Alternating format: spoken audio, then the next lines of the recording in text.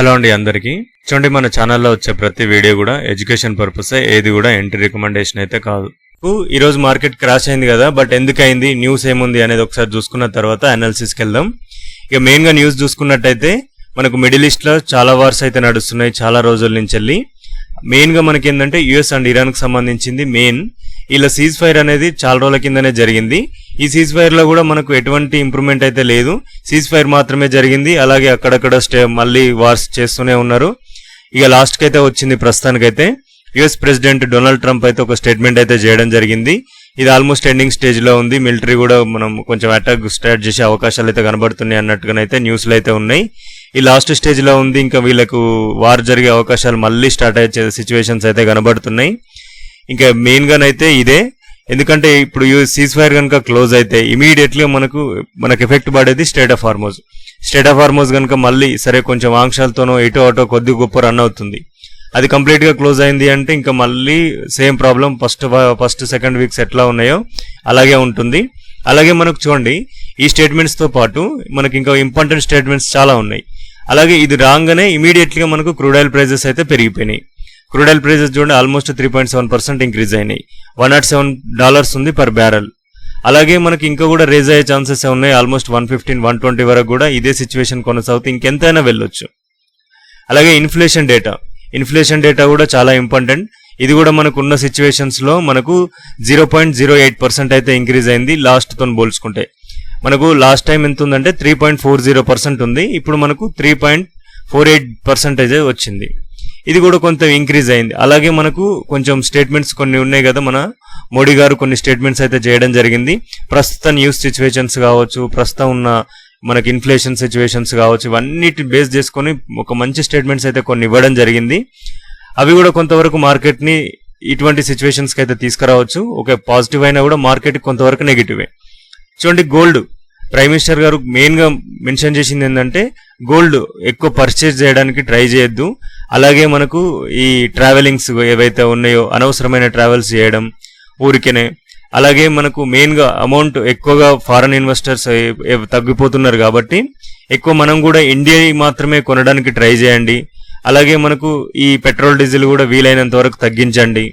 ఎందుకంటే ఎక్కువ మంది ట్రావెల్ ప్రతి ఒక్కరు వెహికల్ వేసుకోకుండా కొంత తగ్గించి 2-3 కలిసి వెళ్ళడం అటువంటి ఎక్కువ చేయండి అంటూ కొన్ని స్టేట్మెంట్స్ రావడం వల్ల కూడా ఇంకా కొంచెం ఈ ఫాల్ ఇంకా కూడా కంటిన్యూషన్ ఛాన్సెస్ ఉన్నాయి. ఇంత పెద్ద స్టేట్మెంట్స్ అయితే ఊరికే రావు కాబట్టి ఇది కూడా కొంతవరకు మార్కెట్ లో ఈ ఫాల్ కి అయితే ఛాన్సెస్ అయితే ఇచ్చినాయి.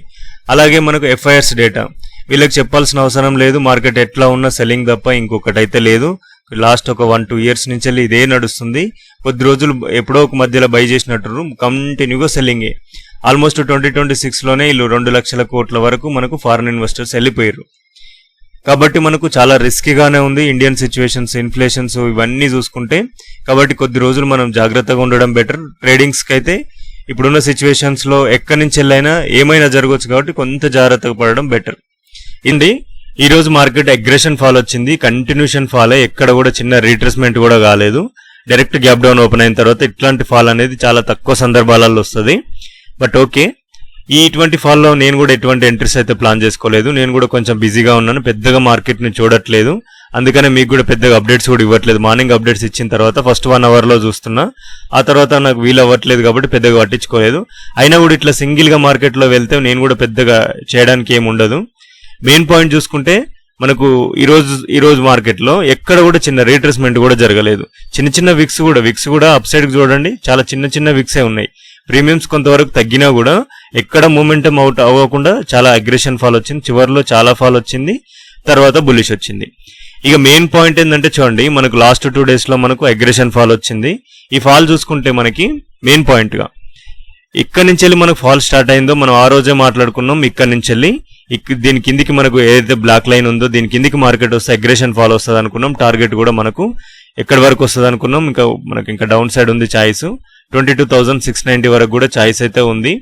బట్ ఓకే, ఇప్పుడైతే ప్రస్తుతానికి చిన్న రీట్రేస్మెంట్ జరిగింది. ఎండింగ్ లో మనకు మెయిన్ గా చూసుకుంటే ఈ మార్కెట్ ఏదైతే ఉందో ఈ రోజు ఎక్స్పైరీ ఉంది. ప్రీమియమ్స్ అన్ని కూడా కంప్లీట్ గా రిటర్న్, పెరిగిపోయిన ప్రీమియమ్స్ ఏవైతే ఉన్నాయో అవి తగ్గించడం కోసం కూడా ఇటువంటి బులిష్ మూమెంటం అయితే వస్తుంది. దాన్ని బట్టి మనం బులిష్ అనుకోవడానికి అయితే లేదు.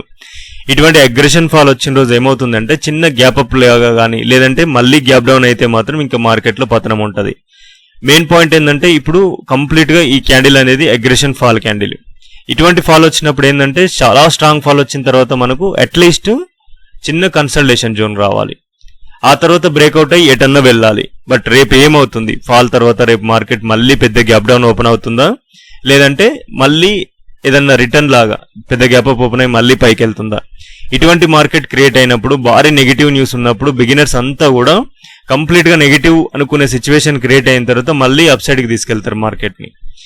ఇది ప్రైస్ యాక్షన్. బట్ ఉన్న న్యూస్ ప్రకారంగా చూసుకుంటే మార్కెట్ నెగిటివ్, సిచ్యువేషన్ కూడా నెగిటివ్. బట్ ప్రైస్ యాక్షన్ చూసుకుంటే మాత్రం అగ్రెషన్ ఫాల్ తర్వాత మార్కెట్ లో కంపల్సరీగా అగ్రెషన్ అప్ సైడ్ మూమెంటం కానీ అట్లీస్ట్ కన్సల్టేషన్ మూమెంటం కానీ క్రియేట్ అవుతుంది.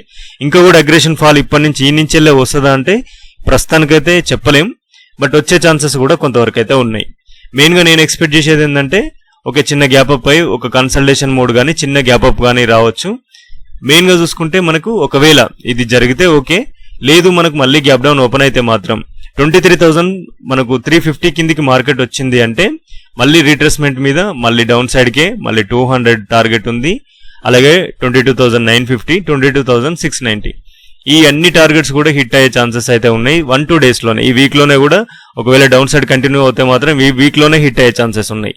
లేదు అప్ సైడ్ కి వెళ్తే మాత్రం అప్ సైడ్ కూడా చాలా స్పీడ్ గానే వెళ్ళిపోయే ఛాన్సెస్ ఉన్నాయి.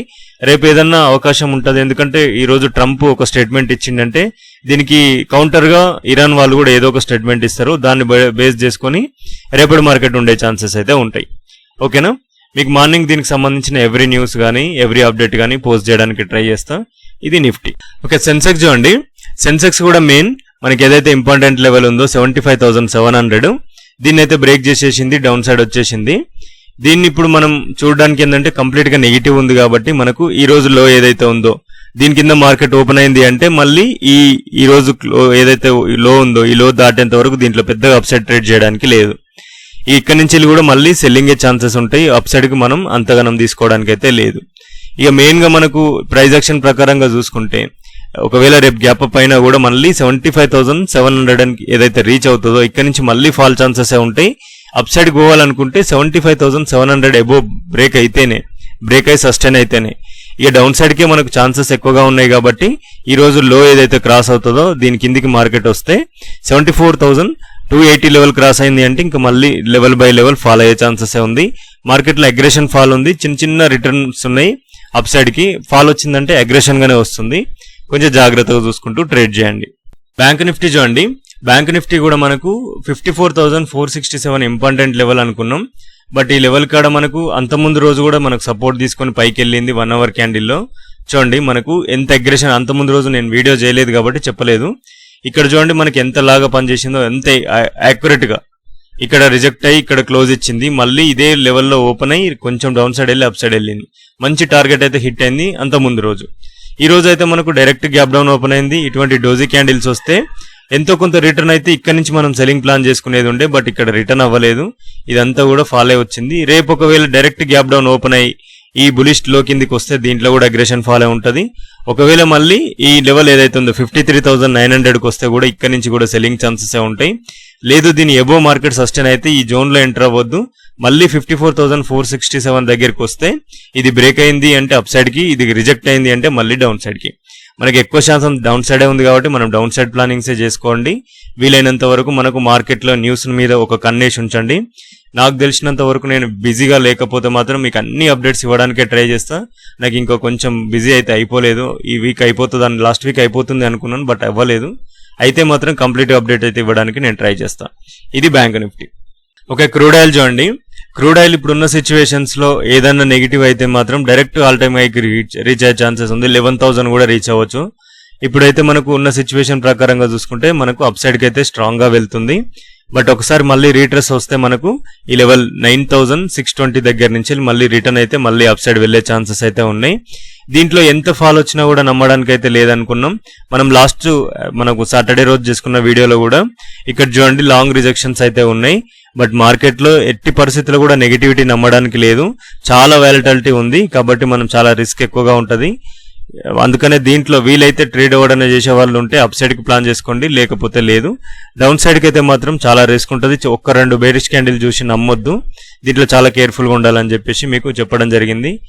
ఈ వీడియోలో మాత్రం ఇంతే అండి. కొంచెం బిజీగా ఉండడం వల్ల అడావిడిగా చేయడం జరిగింది వీడియో. ఎక్కడైనా పొరపాట్లు ఉన్నా కూడా క్షమించండి. థ్యాంక్ యూ అండి. Thank you so much.